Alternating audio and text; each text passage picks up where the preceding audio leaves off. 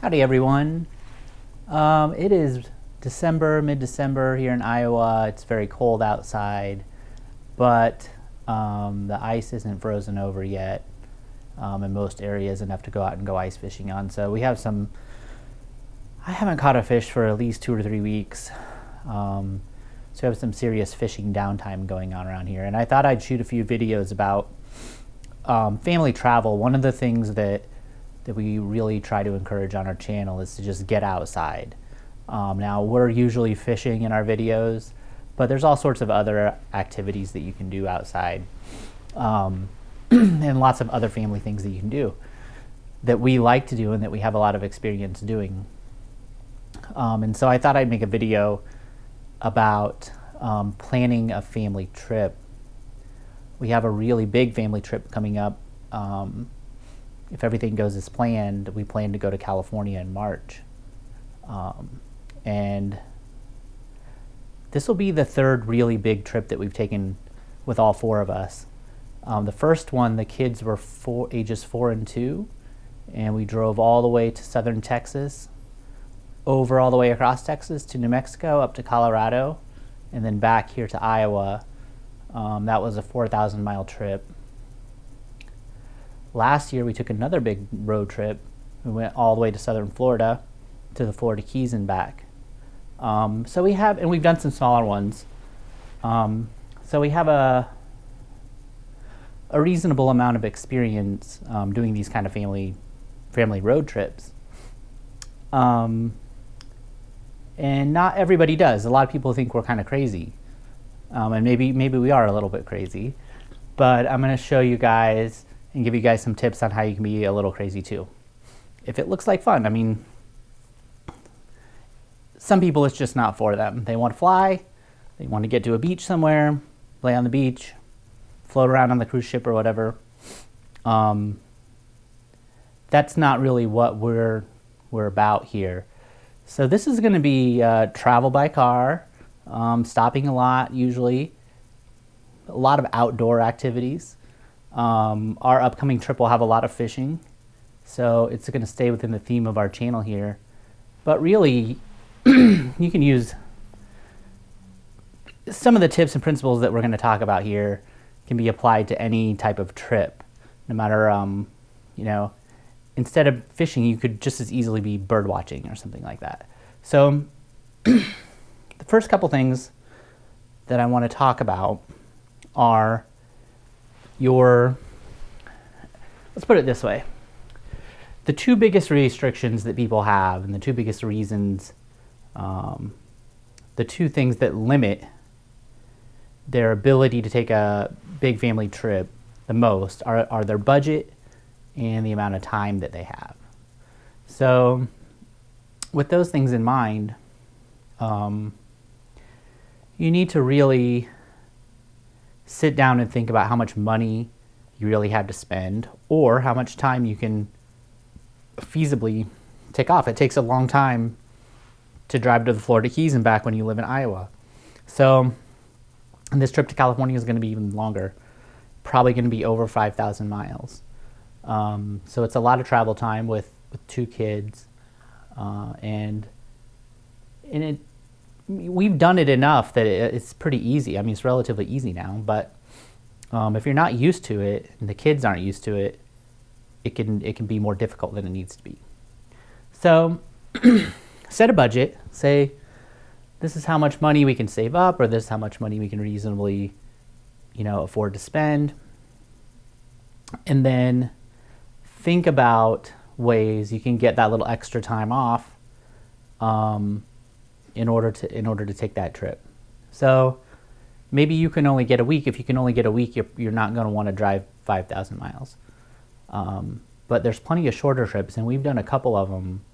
We did one to South Dakota and back, and in western Nebraska, and then we did another one to the Upper Peninsula of Michigan into Wisconsin, where we mostly camped, and they were great trips, and they were, I think one was 5 days and one was a week or something like that. So so you don't have to take a gigantic trip. This California trip that's coming up that I'm using as a model for kind of the tips and ideas, and I'm basically just going to explain to people how the process that I go through to get us kind of on these trips. This is a big trip, even for us. This will be the longest trip that we've had. It's going to be about 16 or 17 days probably. So I think the Florida trip was 12 days. The Texas trip was 11 or 12 days or something. So that's kind of we're even extending it a little longer than our previous trip. So don't think that these tips only apply to people who are taking these longer family trips. All this stuff applies to the short ones. I go through the same process. This one, we kind of skipped a trip to Yellowstone this summer that I had planned on taking. We couldn't quite find the time, and we had the money, but we didn't have a lot of extra money. And so on top of that, and so I thought, well, let's just put this money aside and we'll save it, and maybe we'll do a bigger trip in this next spring. So that's what we ended up doing. So so the budget for this is pretty high for us. It's about $3,500 for a 17-day trip. So a couple $100s a day is the budget. Now some people are going to hear that number and think there's no way that they can possibly do that. Other people are going to hear that number and think, that's way too much money for us to be able to save. And then somebody else will hear that and they'll think that you could only last like 3 days on that amount of money. So it really depends on it's in the eye of the beholder, and budget-wise, what things cost. But I will say I've been traveling my entire life, and even when I made barely above minimum wage when I was single, we still took trips, and we still, sometimes we'd be camping, and sometimes we just drive all night instead of staying in a hotel. And there's ways to get around it if you have a lower budget. Now, some trips, if you want to go certain places and do certain things, it's going to cost you more money. If you're really determined to do, if you want to go to Disney World and take a family of 4 there, it's going to cost a lot of money. So, it's going to cost $500 for you to walk in the door for one day. So if you're determined to do that, there's not a lot of wiggle room in terms of doing it really cheaply. You might be able to get some deals, but you're going to be more limited. So you need to have an open mind. But the main thing is set your budget and your time and find a balance between those. How much time you can take off, how much money you have to spend. And then once you know that, start looking through the possibilities, I have a few kind of general, I guess, there's a handful of ways you can go about doing it. Some people just have certain places that they've always wanted to visit, and so that's probably going to be, I call those kind of bucket list goals. And there's those type of things. There's also, or activities too. Maybe you want to, I'll give you an example on the upcoming trip. One of my goals was that I wanted to learn how to surf, to at least get up on top of a surfboard, right? I used to live by the ocean. I used to live in Virginia Beach when I was younger, and it was something that I wanted to do, and I never did it, and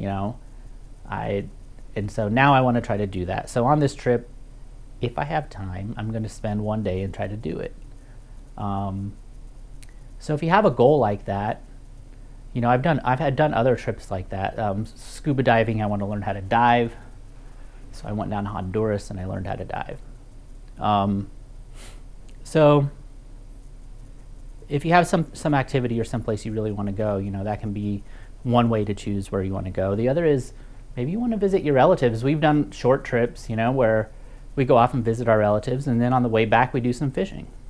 I think one of our first videos was just us fishing a couple spots on our way home from a wedding. So, and then this last one was visiting over the holidays. And so you can do these small little things too. It doesn't have to be a giant adventure. But if you have a goal like that, it's perfectly fine to design your trip around it, So there's that, and then there's kind of these themed goals.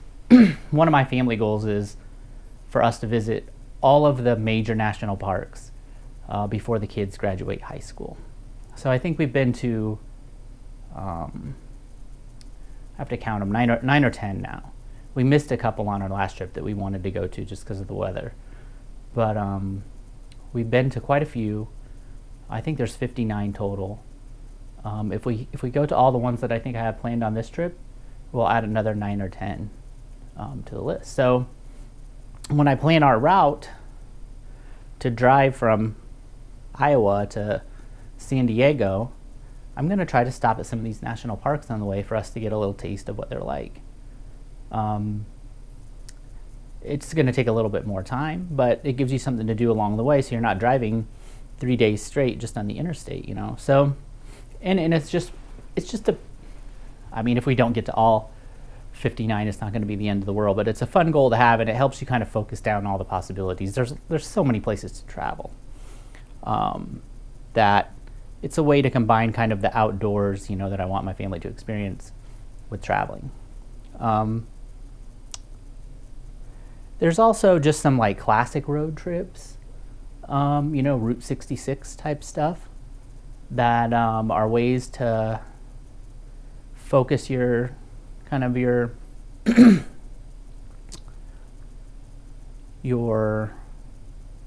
possibilities down a little bit. There's educational kind of themes that, you know, if you want your family to experience. I once met a family, and one of the things they were doing was visiting all the presidential libraries, which I thought was really a cool family goal, you know. And it's really one of those more educational type. All these trips are educational ultimately, but a little bit more, you know, historical, intellectual type of trip too. You know, a trip to Washington D.C. or something like that would be in those lines, I think. So think about some of those things. Magazines and online places are great, you know, to look for things like that. So our upcoming California trip, to give you an example, which is what I'm going to use as an example throughout this series. I haven't been to California. One of the reasons I chose California was I haven't been there in about probably 30 years. I've never been to Northern California. So, and my kids have never been to California. My wife hasn't been to California since she was a kid either. So it's someplace new. You know, I like to go some places that are new. Sometimes I'll revisit a place, you know, if I go and visit the first time, get to know it a little bit, get to find kind of what I like about it. I might go back a second time and just kind of dig a little deeper into the places, or just, you know, it just makes it a little easier when you're more familiar with a place. But I like to go new places. So if something's new, it gets bumped up to the top of my list usually, if it's new for some members of the family or me or anybody else. So that's one reason I'm choosing California. The other one falls into the national park theme. There's lots of national parks in California. We're planning on going to Joshua Tree, the Channel Islands, and Redwood National Parks on this trip, the ones that are in California. Then there's also the classic road trip, kind of iconic road trips. So one of those is driving the Pacific Coast Highway, and so that was one of the things that I've wanted to do for quite a while, and so I basically combined those themes together, along with our enthusiasm for fishing, and I said, hey, let's go out and just drive the whole California coast. We'll get to visit a bunch of these national parks on the way there and along the coast, and on the way back get to see a lot of the country, and and we'll get to fish too. So, and we'll get to fish for a lot of different fish that we've never fished before, because on our Florida and Texas trips, the kids were too small to fish. Vivian did swim with the manatees in Florida, and we also did some snorkeling down in the Keys together, but we didn't do any fishing. So I put all those things together, and I said, let's drive the California coast, It's a big trip. It's going to take a long time. This is one of the, if you have a window of opportunity, if you look at your schedule for the next year or what you're, where your family's at or what you're doing, and you see there's a window of opportunity where you can probably get that time off work, that you have a little bit of money saved, and you have a chunk where you can take a bigger trip, do it. Because those times don't come around very often for most of us. It's probably going to be, we haven't taken a trip this big since before we had kids. Probably not since 2004. So it's been 12 years since we've done anything on this scale. So if you have an opportunity to do something, you do it. So this is probably, to drive from Iowa to California takes 3 days basically to get there and back. So there's 6 days. You need to have a big chunk of time in order to do this right. So all those things went into the thought process on choosing when and why to do this trip. We picked March because the kids have spring break that lasts a week or so, a little longer than a week. So they'll have a little longer than a week off school, and then they'll actually miss a week's worth of class on top of that. So we get a 2-week trip, and they only have to miss a week of school. So it's a balance. I don't have a problem pulling kids out of school for family trips. Maybe some people do, but I think they usually learn more on the trips than they do at school during that time. So we had our budget. We have the time. We're looking at about $3,500, 16, 17 days, 5,000 plus miles. So the next thing that I do is I start doing some research. A couple websites that I like. Google Maps, obviously, I do a lot of checking on there. I also like roadtrippers.com. I'll show you guys that website here pretty soon. It's really cool because it will tell you all the attractions and sites along your route, and it will help you route your trip. So I've used that for the last 2 or 3 trips, and it works out really good. Once I get the route planned out, then I usually go to TripAdvisor, and I usually use TripAdvisor for restaurants and things like that. I do a lot of pre-planning, and I'll show you I build a binder essentially. I'm a little old-fashioned. We don't have smartphones at our house. That's one of the ways we save money, so we can afford to go on these type of trips. So I build a physical 3-ring binder full of each day's kind of possibilities. We never end up doing all of them. We always end up doing 1 or 2 of them. So sometimes it depends. I usually have things planned for if it's rainy or not and things like that. And we'll get into that later too. So my next stage of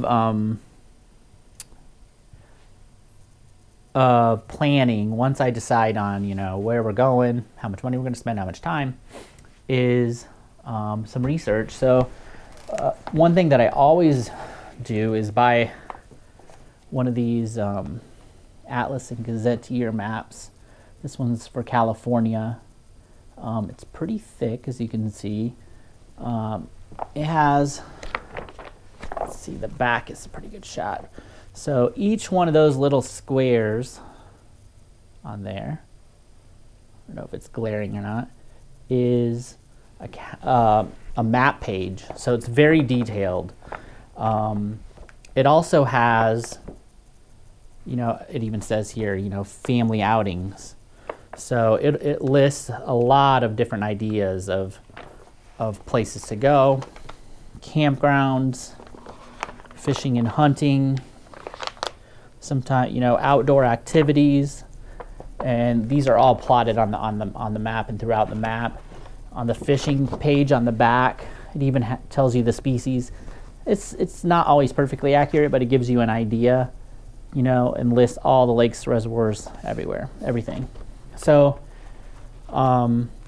These are just great for coming up with ideas, and we just, Heather's usually navigating, and she usually has one of these. So sometimes we'll just be driving along, and if we have a little, we want to take a picnic or something, we just look at the map, and it has like every little road, every little campground, kind of some topography. So I will say the one downside of these maps is they don't list mileage on the individual roads. So from here to here, it doesn't tell you how many miles.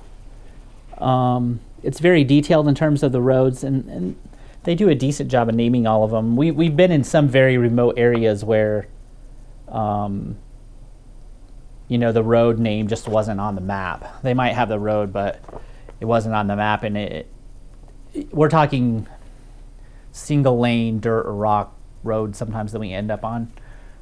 So I have had that happen a couple times, but generally speaking, I mean, these are fantastic. And even for coming up with ideas of just places to stop along the way, it's great. Second thing I picked up for this trip was this pretty awesome book. I've read through most of it already. It's Pier Fishing in California. Pretty comprehensive edition. Lists every pier basically in California. Also has fishing records that were individually compiled for each one to give you an idea of what's there. Lists hundreds of fish species that are typically caught there. So I've been reading through this, studying up. I haven't done much saltwater fishing since I was a kid, so it's been pretty educational. And I'm hoping that we can do some pier fishing on this trip too. So getting an idea of what every place offers is one of the keys to routing the trip. So these are what I'm reading through right now. Also,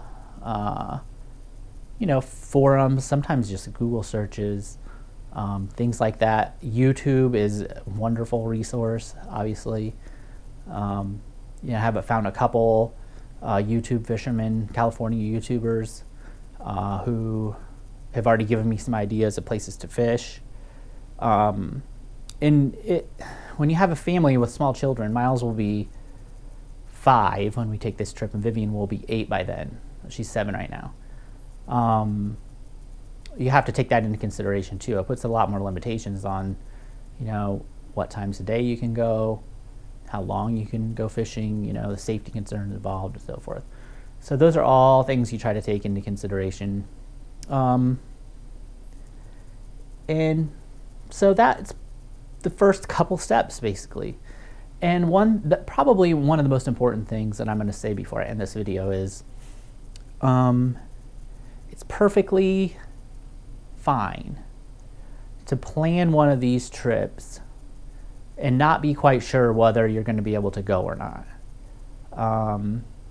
I've planned a lot of trips that we never ended up going on, or that I never ended up going on, just because the money fell through, something came up, work conflicts, scheduling, school conflicts, just all kinds of stuff.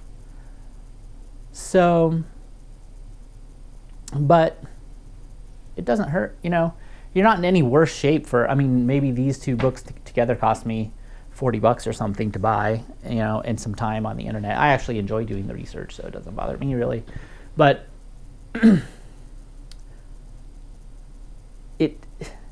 go ahead and sit down and start doing the research and planning and finding ideas. So maybe you have to wait a couple extra years before you go. You still might end up going. So eventually, and you'll already have done some of the research ahead of time to make it that much better when you are able to go. So don't worry about something coming up and not being able to go.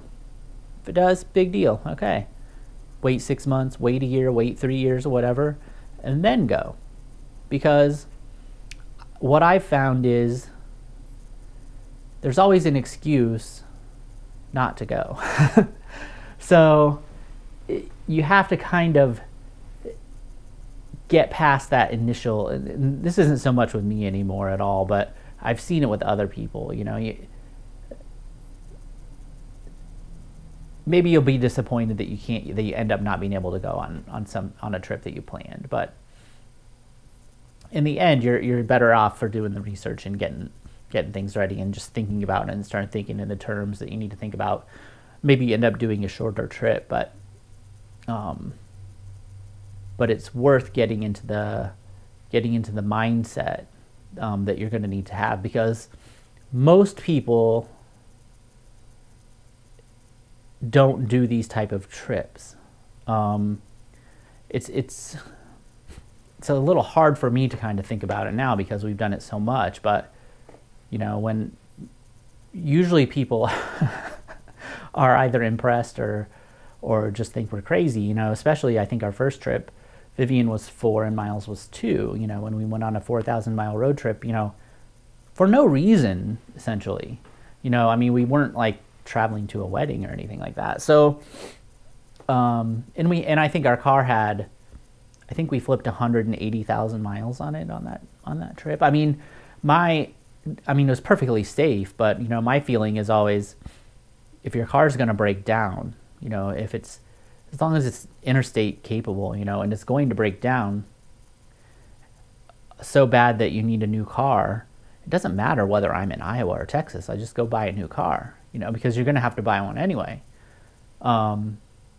So don't let those things, be safe. Don't drive an unsafe automobile, which you really don't want to anyway. But, and plan for unexpected things happening, at least have some cash set aside or a credit card if your engine does explode or something like that.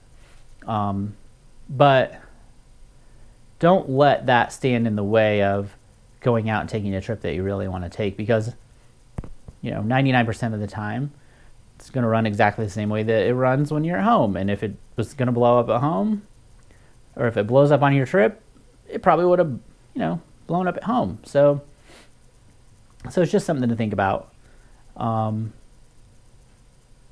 Start thinking, planning, budgeting. You may need to save some money. It's another good reason to. So I started thinking about this trip 6 months ago or something like that. And I'll plan and plan and plan, not every single day, but just in my spare time until we get really close, and then usually I'll start telling Heather what's going on. so she actually doesn't like to hear about them too far in advance. So she likes it to be a little closer, and then her mind can start thinking about it a little bit too. So okay, so there's the first video. I'm gonna have some more that are a little shorter, that have kind of specific tips of ways that we do things along the way. Thanks for watching.